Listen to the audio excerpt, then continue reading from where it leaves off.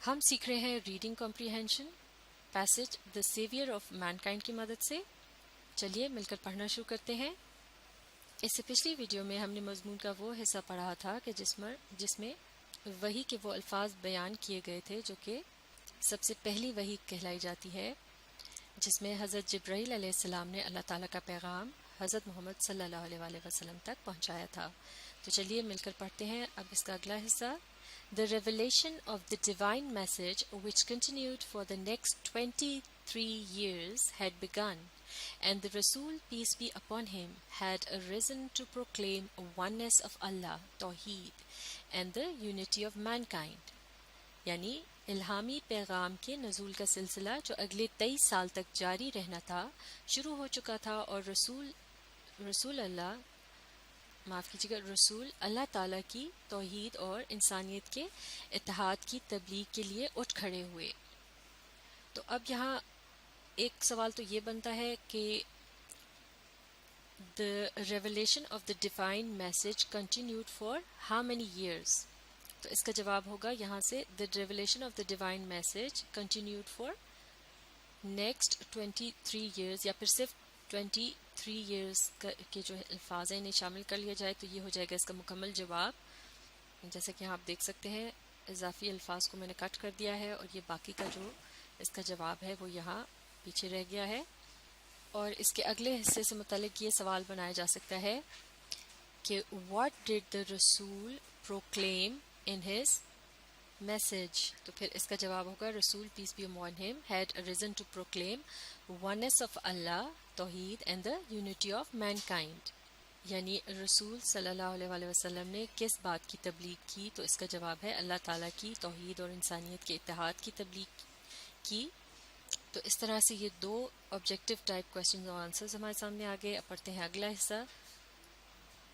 His mission was to destroy the nexus of superstition, ignorance, and disbelief, set up a noble conception of life, and lead mankind to the light of faith and divine bliss.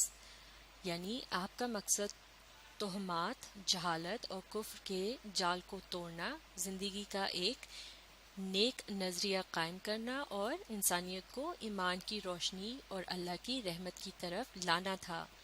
تو یہاں تو سیدھا سوال یہ بنتا ہے کہ what was the mission of the prophet Muhammad صلی اللہ علیہ وسلم؟ یقیناً یہ تمام انفارمیشن جو بھی ہم نے پڑھی یہ اس کا مکمل جواب ہے، اور یہ ویٹیج کے لحاظ سے 2 یا 3 مارکس کا جو ہے سوال بن سکتا ہے. بلکہ اگر یہ 3 یا 4 نمبروں کا سوال ہو تو اس میں آپ مزید یہ بات بھی شامل کر سکتے ہیں کہ رسول peace be upon him had a reason to proclaim oneness of Allah and the unity of mankind, اور پھر اس کے بعد آپ یہ ہز مشن سے لے کر ڈیوائن بلیس تک یہ جو حصہ ہے یہ بھی شامل کر سکتے ہیں. چلیے اب پڑھتے ہیں اگلا حصہ. Since this belief was threatening their dominance in the society, the pagan Arabs started to mount pressure on the Rasul, peace be upon him, and his followers. چونکہ نیا عقیدہ معاشرے میں ان کے غلبے کے لیے خطرہ تھا، کافر عربوں نے رسول اور ان کے پیروکاروں پر دباؤ ڈالنا شروع کر دیا. تو اس حصے پر 2 طرح سے سوال آ سکتا ہے. یا تو یہ ہو سکتا ہے کہ what was the reaction of the pagan Arabs towards the proclamation یا مشن آف دا پروفٹ، یا پھر why did the pagan Arabs started to mount pressure on the Rasul and his followers؟ تو ان دونوں ہی سوالوں کا یہ جواب ہوگا کہ since this belief، اور اب یہاں مزید آپ یہ بھی شامل کر سکتے ہیں this belief of oneness of Allah and unity of mankind was threatening their dominance in the society, the pagan Arabs started to mount pressure on the Rasul and his followers. اب آگے پڑھتے ہیں. They wanted them to renounce their cause and take to idol worshipping. یعنی وہ کافر چاہتے تھے کہ وہ آپ صلی اللہ علیہ وآلہ وسلم اور ان کے پیروکار اپنے مقصد کو ترک کر دیں اور بتوں کی پوجا شروع کر دیں. یعنی وہ اپنے مقصد کو چھوڑ کر بتوں کو پوجنا شروع کر دیں. تو اس سے پہلے جو ہم نے سوال تشکیل دیا تھا کہ why did the pagan Arabs started to mount pressure on the Rasul، تو اگر یہ زیادہ ویٹیج کا ہو سوال یعنی 3 مارکس اس کے ساتھ ہوں تو پھر آپ یہ اس اگلے حصے کو بھی یعنی they wanted them to renounce their cause and take to idol worshipping اس کو بھی شامل کر سکتے ہیں. جبکہ کم ویٹیج والے سوال کے لیے آپ اتنا جواب ہی کافی ہوگا، جو کہ ہم اس سے پچھلے حصے میں ڈسکس کر چکے ہیں، یعنی سنس سے لے کر فالوورز تک. تو مل کر پڑھتے ہیں. On one occasion they sent a delegation to رسول صلی اللہ علیہ وسلم kind and caring uncle Abu Talib رضی اللہ عنہ. یعنی ایک موقع پر انہوں نے رسول صلی اللہ علیہ وآلہ وسلم کے مہربان اور شفیق چچا حضرت ابو طالب کے پاس ایک وفد بھیجا. تو اس پر تو بڑا ہی آسان سا سوال بن سکتا ہے، وہ یہ ہو سکتا ہے To whom did the pagan Arabs send a delegation to؟ اور اس کا جواب کیا ہوگا؟ اس کا جواب ہوگا The pagan Arabs sent a delegation to Rasul صلی اللہ علیہ وآلہ وسلم kind and caring uncle Abu Talib. اب آگے پڑھتے ہیں. They told him to restrain the Rasul صلی اللہ علیہ وآلہ وسلم from preaching Allah Almighty's message or face their enmity. یعنی انہوں نے اسے حضرت ابو طالب کو یعنی کہا کہ وہ رسول اللہ صلی اللہ علیہ وآلہ وسلم کو اللہ تعالیٰ کا پیغام پھیلانے سے روک لیں یا پھر ان کی دشمنی کا سامنا کریں.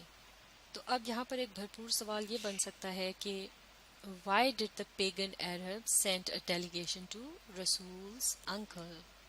اور اس کا جواب کیا ہوگا؟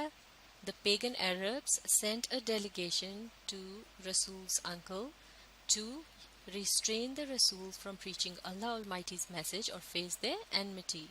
یعنی انہوں نے انہیں ایک قسم کی دھمکی دی تھی کہ یا تو وہ اپنا کام چھوڑ دیں یا پھر وہ ان کی دشمنی کا سامنا کرنے کے لیے تیار رہیں. تو اس طرح سے یہ ایک آبجیکٹو ٹائپ کویشچن بنتا ہے. اگلا حصہ پڑھتے ہیں. Finding himself in a dilemma, he sent for his nephew and explained to him the situation. یعنی اپنے آپ کو کشمکش میں پا کر انہوں نے اپنے بھتیجے کو بلایا اور ساری صورتحال کی وضاحت کر دی، یعنی تفصیل سے ان کو ساری بات بتا دی کہ کس طرح سے کفار نے ان کو دھمکی دی تھی. تو اس پر ایک سوال یہ بھی بن سکتا ہے کہ why did Prophet's uncle find himself in a dilemma؟ تو اس کے جواب میں ہم اس سے جو پچھلا حصہ ہے اسے لکھ سکتے ہیں جواب کے طور پر، جس میں یہ بیان کیا گیا تھا کہ کس طرح کفار نے آ کر دھمکی دی تھی. یا پھر ایک سوال یہ بھی ہو سکتا ہے کہ why did prophet's uncle call his nephew? تو تب بھی یہی جواب بنے گا. اب پڑھتے ہیں اگلا حصہ. دا رسول صلی اللہ علیہ وسلم، معاف کیجیے گا صلی اللہ علیہ وآلہ وسلم، responded with these memorable words. تو جب ان کے چچا نے انہیں بلایا اور انہوں نے ساری صورتحال بتائی تو اس کے جواب میں رسول نے کیا کہا؟ آپ نے فرمایا، مل کر پڑھتے ہیں. My dear uncle, if they put the sun in my right hand and the moon in my left, even then I shall not abandon the proclamation of the oneness of Allah.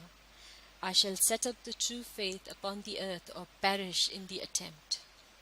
یعنی رسول نے ان یادگار لفظوں میں جواب دیا، میرے پیارے چچا، معاف کیجیے گا، میرے پیارے چچا جان، اگر وہ میرے دائیں ہاتھ میں سورج اور بائیں ہاتھ میں چاند رکھ دیں، پھر بھی میں اللہ تعالیٰ کی توحید کی تعلیم سے باز نہیں آؤں گا. میں زمین پر صحیح عقیدہ قائم کر دوں گا یا پھر اسی کوشش میں اپنی جان قربان کر دوں گا. تو یہ تھا نبی کا جواب ان لوگوں کے لیے جو کہ انہیں توحید کی تعلیم سے باز رکھنا چاہتے تھے. تو لہٰذا اس حصے سے متعلق سوال یہ آ سکتا ہے کہ what was the reply of the Prophet to the pagan Arabs who wanted to restrain him یا stop him from preaching Islam یا from preaching oneness of Allah. تو اس قسم کے سوال کے جواب میں یہ جو حصہ ہے اسے آپ جواب کے طور پر لکھ سکتے ہیں the رسول سے لے کر دی attempt تک، اور یہ جو حصہ ہے جس میں ان کے وہ الفاظ ہیں انہیں آپ لفظ یاد کر کے لکھیں تو یقیناً آپ کی اسکل یا مہارت کے متعلق مزید اچھا امپریشن پڑے گا، اور یقیناً اس قسم کا سوال جو ہے وہ زیادہ ویٹیج والا سوال ہوگا. چلیے اب پڑھتے ہیں اگلا حصہ. دا رسول صلی اللہ علیہ وآلہ وسلم uncle was so impressed with his nephew's firm determination that he replied, Son of my brother, go thy way. None will dare touch thee. I shall never forsake thee. یعنی رسول کے چچا اپنے بھتیجے کے پختہ عزم سے اس قدر متاثر ہوئے کہ انہوں نے جواب دیا اے میرے بھتیجے آپ اپنا کام جاری رکھیں، کوئی بھی تمہیں چھونے کی جرت نہیں کرے گا، میں تمہیں کبھی اکیلا نہیں چھوڑوں گا۔ یعنی آپ کے چچا آپ کے جواب سے متاثر ہوئے اور انہوں نے عہد کیا کہ وہ ان کی مکمل حفاظت کریں گے۔ تو اس حصے کے متعلق یہ سوال بن سکتا ہے کہ what was the reaction of the prophet's uncle to his answer, یا پھر when the prophet's uncle saw his firm determination, what did he tell his nephew to encourage him؟ یا پھر یہ سوال بھی پوچھا جا سکتا ہے کہ was the prophet's uncle impressed by his reply and what did he say؟ تو ان تمام سوالوں کا یہی جواب ہوگا کہ the رسول صلی اللہ علیہ وسلم's uncle was so impressed with his nephew's firm determination that he replied، اور یہاں آپ لفظ بلفظ اس کوٹیشن کو یاد کر کے جواب میں شامل کر سکتے ہیں۔ اور کوٹیشن والا جو سوال ہوتا ہے یقیناً یہ زیادہ ویٹیج کا ہوتا ہے، کیونکہ لفظ بلفظ یاد کر کے کوٹیشن لکھنے کی جو ہے مارکس یا اہمیت زیادہ ہوتی ہے۔ تو اب ہم اس پیسج کے اگلے حصے کو اگلی ویڈیو میں مکمل کریں گے۔ ریڈنگ کمپریہنشن کو اچھی طرح سے سیکھنے کے لیے آپ اس ویڈیو کو ری پلے کیجیے اور اس کے ساتھ ساتھ اپنی پریکٹس جاری رکھیے۔